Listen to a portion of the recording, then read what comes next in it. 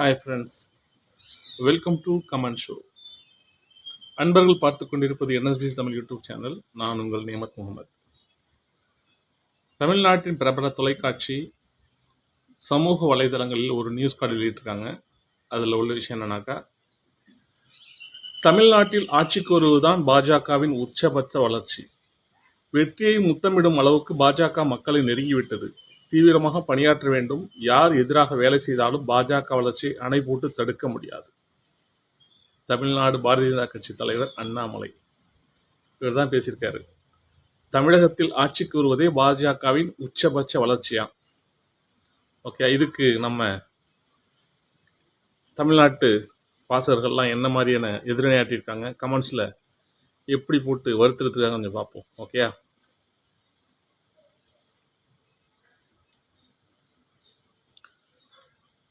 சங்கிகளை நாட்டை விட்டு விரட்டி விடுவதே இந்தியா கூட்டணி உச்சபட்ச வளர்ச்சி. அவர் பாஜக வளர்ச்சியை சொல்லியிருக்காரு. அதுக்கு கமெண்ட்ஸ் இப்படி வந்திருக்கு. இது வெறும் வாய்தான் ஐயா, உனக்கு செயலில் ஒன்றுமே இல்லை. இது அடுத்த கமெண்ட்.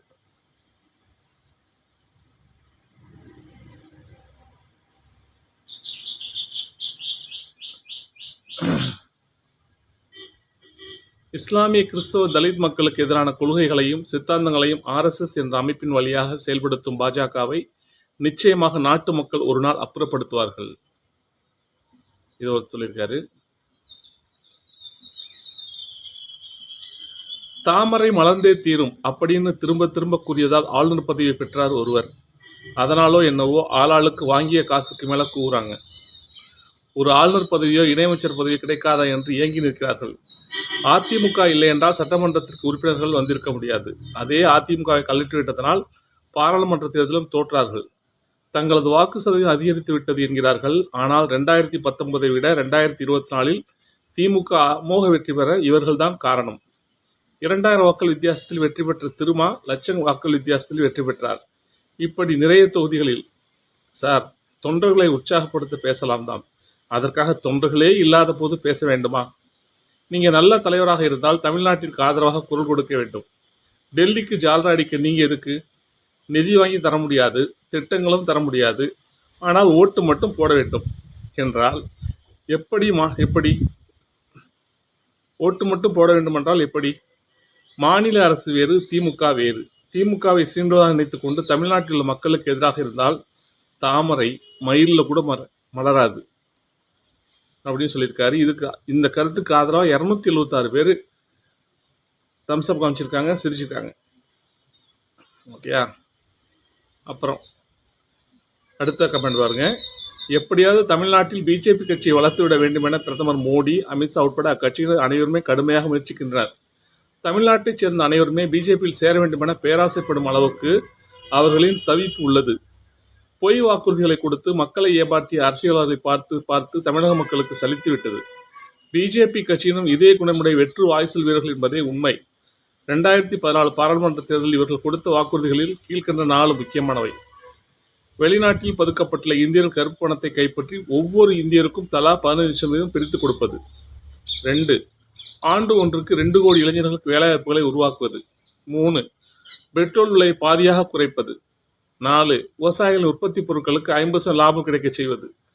மோடி அரசு ஆட்சிக்கு வந்து 11 ஆண்டு நடந்து வருகிறது. ஆனால் இந்த வாக்குறுதிகள் அனைத்தும் காற்றிலே பறந்துவிட்டன. மாறாக மத மோதல்களை தூண்டுவது, மத்திய ஆட்சியை பயன்படுத்தி எதிர்க்கட்சிகளை உடைப்பது, குறுக்கு வழியில் அதிகாரத்தை கைப்பற்றுவது என முழுவதும் எதிர்மறை அரசியலை பிஜேபி கடைபிடித்து வருகிறது. எத்தனை சதித்திட்டங்கள் திட்டினாலும் சூழ்ச்சிகள் செய்தாலும் இப்படி எதிர்மறை அரசியல் செய்யும் பிஜேபி ஒரு நாளும் தமிழ்நாட்டில் ஆட்சி அமைக்க முடியாது சொல்ல வந்திருக்காரு நினைக்கிறேன். எத்தனை சதித்திட்டங்கள் திட்டினாலும் சூழ்ச்சிகள் செய்தாலும் இப்படி எதிர்மறை அரசியல் செய்யும் பிஜேபி அப்படின்னு முடிச்சிருக்காரு. இன்னொருத்தர் சொல்லியிருக்காரு, வாய்ப்பில்லை ராஜா, வாய்ப்பில்லை அப்படின்னு சீமானுடைய வசந்த சொல்லியிருக்காரு.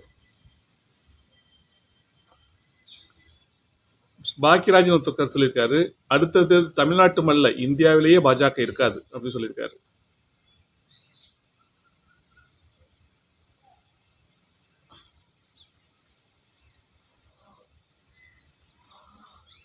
இன்னொருத்தர் சொல்லியிருக்காரு பாருங்க, ரொம்ப முத்தி போச்சு, உடனடி தேவை நல்ல மருத்துவரிடம் சிகிச்சை. தமிழ்நாட்டில் கல்வி அறிவு உள்ள மாநிலம், இங்கே அண்ணாமலையின் பகல் கனவு நிறைவேறாது அப்படின்னு ஒருத்தர் கருத்து சொல்லியிருக்காரு. இன்னொருத்தர் சொல்லியிருக்காரு சூப்பர் காமெடி அப்படின்னு இருக்காப்புல. அப்புறம் சுந்தர்ராஜ் சொல்லியிருக்காருனாக்கா, 20,000 புத்தகங்களை படித்த மாமேதை, இந்திய வரலாற்றில் சாதனை படைத்த தலைவர், மரியாதைக்கும் போற்றுதலுக்கு உரிய அண்ணாமலை ஐபிஎஸ் அவர்கள் மட்டும் தமிழ்நாடு பாரதிய ஜனதா கட்சியினுடைய மாநில தலைவர் பதவியில் இருந்து மாற்றாமல் இருந்தால் நிச்சயமாக அன்னுடைய கனவு நிறைவேறிவிடும். தமிழ்நாட்டின் அடுத்த முதல்வர் அண்ணாமலை ஐபிஎஸ். இது நடந்துவிட்டால் இந்தியாவுடைய சொத்துக்கள் 40 விழுக்காடு பணக்காரிடம் இருப்பது போல தமிழ்நாட்டில் முக்கியமான சொத்துக்கள் எல்லாம் பிஜேபி சேர்ந்தவரோடு சென்றுவிடும். அந்த இலக்கை நோக்கிய பயணம்தான் அன்பிற்கினிய அண்ணன் அண்ணாமலையுடைய வெற்றியாக இருக்கும். ஏப்பா, அண்ணாமலைக்கு ஆதரவாக இதை கருத்து சொல்றாங்க நினைச்சாக்கா ஊம குத்தா குத்திருக்காரு. தமிழ்நாட்டு முக்கியமான சொத்துக்கள் எல்லாம் பிஜேபி செல்லும் சென்றுவிடும். அந்த இலக்கை நோக்கிய பயணம்தான் அன்பிற்கினிய அண்ணன் அண்ணாமலையுடைய வெற்றியாக இருக்கும். ஊம குத்து.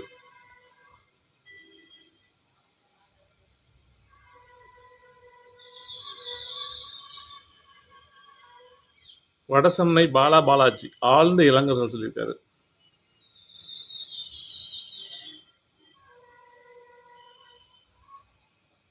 எத்தனை தலைவரின் தமிழ்நாட்டில் நீங்கள் என்றாலும் ஒரு தடவை கூட ஆட்சிக்கு வர முடியாது.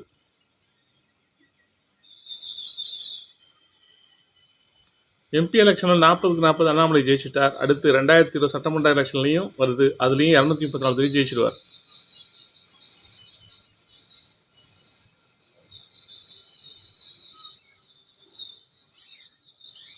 எல்லோரும் கனவு காணலாம், அதுபோலத்தான் ஆட்டுக்குட்டிக்கும் ஆசை.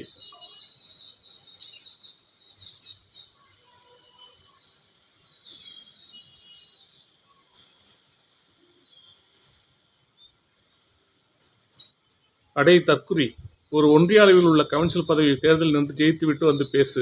தகுதியில்லாத ஒரு பதவியை எடுத்துக்கொண்டு தமிழ்நாடு பாஜகவை மேலும் மேலும் குப்பை தள்ளியில் தள்ளிவிட்டான் இந்த அண்ணாமலை. குற்ற செயல்கள் செய்வதில்லா முன்னேற்றம் அடைந்து கொள்ளீர்கள். தினம் தினம் தமிழ்நாட்டில் நடப்பது அனைத்தும் குற்றத்திலும் உங்கள் கட்சி சேர்ந்தவர்கள் பல பேர் உள்ளனர். செய்திகளை பார்த்து தெரிந்து கொள்கிறோம். மயிலில் கூட வர முடியாதுன்னு ஒருத்தர் சொல்லியிருக்காரு.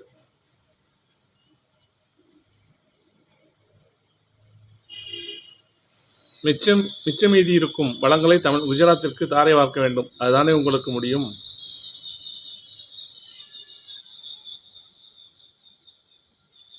விஜய் கட்சி ஆரம்பித்து விட்டார். இருக்கிற கொஞ்சம் நஞ்சம் ஓட்டும் கணிசமான அளவு போயிடும். அந்த பயத்தில் உளறிக் கொண்டிருக்கிறார் உளறுவாயர் அண்ணாமலை. வேறு எதுவும் இல்லை. இத்துடன் விளையாட்டு செய்தி நிறைவேறுகிறது. மீண்டும் நாளை சந்திப்போம். முடிச்சுட்டாப்புல ஒருத்தர். இன்னும் இருக்குது, கமெண்ட்ஸ் இருக்குது. அது ரொம்ப லெங்க்த்தாக போயிட்டுருக்கு. எல்லாமே கழுவி தான் ஊற்றிருக்காங்க. நீங்கள் ஆளக்கூடிய மாநிலத்தை தமிழ்நாட்டு மக்கள் பார்த்து கொண்டிருக்கிறார்கள். அவர்கள் படும் சங்கடத்தையும் பார்க்கிறார்கள். நிம்மதி இழந்து இருக்கிறார்கள்.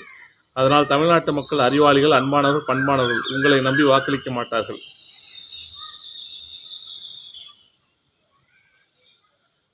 ஜெயசீலன் அவர் சொல்லியிருக்காரு, கண்ணியமற்ற மனிதர்கள் நிறைந்த பிஜேபி கட்சியால் தமிழக மக்களுக்கு எந்த பயனும் இல்லை. புயல், மழை, வெள்ளம் போன்ற ஆபத்து காலத்தில் எந்த உதவியும் செய்யாத ஒன்றிய அரசின் லட்சியத்தை அண்ணாமலை சுட்டிக்காட்டியிருக்க வேண்டும். அப்போது நவதுவாரத்தையும் அடைத்துக் கொண்டு இருந்த அண்ணாமலை ஆட்சி கனவு நிச்சயம் நிறைவேறாது. ஒன்றிய அரசின் அலட்சியத்துக்கு பதிலாக இலட்சியத்தின்னு போட்டிருக்காரு. ஆக்சுவலா ஒன்றிய அரசின் அலட்சியத்தை அண்ணாமலை சுட்டிக்காட்டியிருக்க வேண்டும். அப்படிதான் படிச்சுக்கணும்.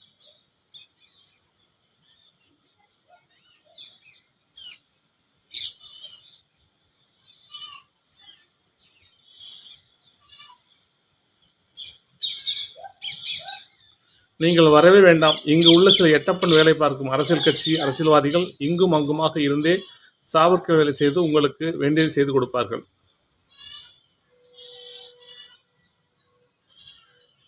அண்ணாமலை ஜி, சீமான், விஜய், அன்புமணி இவர்களை வச்சு நீங்க முயற்சி பண்ணி பாருங்க. புதுசா ஒரு கூட்டணியை ஃபார்ம் பண்ணுறது ஐடியா கொடுத்துருக்காரு.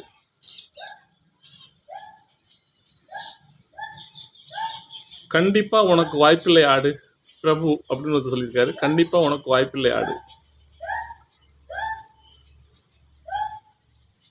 அருணகிரின்னு ஒருத்தர் கேட்டிருக்காரு, நீ என்ன வெளிநாட்டுக்கு பயணம் போகலையா? முத்துராஜ் முரளி, ஆழ்ந்த இரங்கலை தெரிவித்துக் கொள்கிறேன். நிஷாந்த், மத்தியில் அதிகாரம் உள்ள வரையும் தான் உன் ஆட்டமெல்லாம்.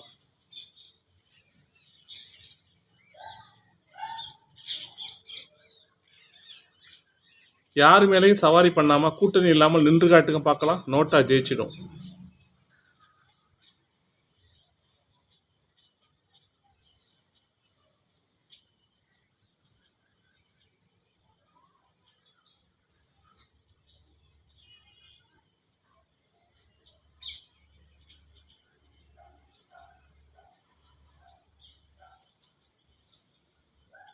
அதிமுகவில் தகவல் கிடைத்த 4 எம்எல்ஏக்களை வரும் 2026 தேர்தலுக்கு பிறகு தக்க வைக்க முடியுமா என்று யோசி, பிறகு ஆட்சி பற்றி பேசு.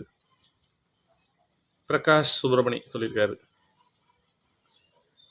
பாரதிய ஜனதா ஆட்சிக்கு வருவது ஒரு பக்கம் இருக்கட்டும், நீ கட்சித் தலைவராக இருக்கிற வரைக்கும் தமிழ்நாட்டில் பாரதிய ஜனதா ஆட்சியில் உட்கார முடியாது. ஏன்னா தமிழ்நாட்டில் ஒன்று அனைத்து இந்திய அண்ணா திராவிட முன்னேற்ற கழகம், இல்லை என்றால் திராவிட முன்னேற்ற கழகம். இவர்களை தவிர இனிவரும் காலங்கள் 100 வருடம் ஆனாலும் இவர்களை 2 பேரை தவிர யாரும் ஆட்சியில் அமர முடியாது. ஒரு சின்ன உதாரணம், 2024 நாடாளுமன்ற தேர்தலில் 150 கட்சிகளில் கூட்டணி வைத்து தேர்தலில் தோல்வி ஒப்புக்கொண்டு உள்ளீர். 40 தொகுதியில் வெற்றி பெற முடியாதவர்கள் 234 தொகுதியில் வெற்றி பெற முடியுமா? நீங்கள் வெற்றி பெற்றால் உங்களுக்கு ஆட்டுக்கறி பிரியாணி போட தயாராக இருக்கிறார்கள் கோயம்புத்தூர் மக்கள். சிந்தித்து செயல்படுவோம் நண்பர்களே. வணக்கம். முருகன் சொல்லியிருக்காரு இந்த கமெண்ட்டை. நம்மளை பார்த்து எவ்வளோ நல்லாச்சு. தினேஸ்வரன், அதிக தண்ணீர் இருந்தால் அணைக்கு பெருமை, அதிக தொண்டர்கள் இருந்தால் கட்சிக்கு பெருமை. அணை போட்டு தடுக்கும் அளவுக்கு ரொம்ப ஓவரா இல்லை மலை.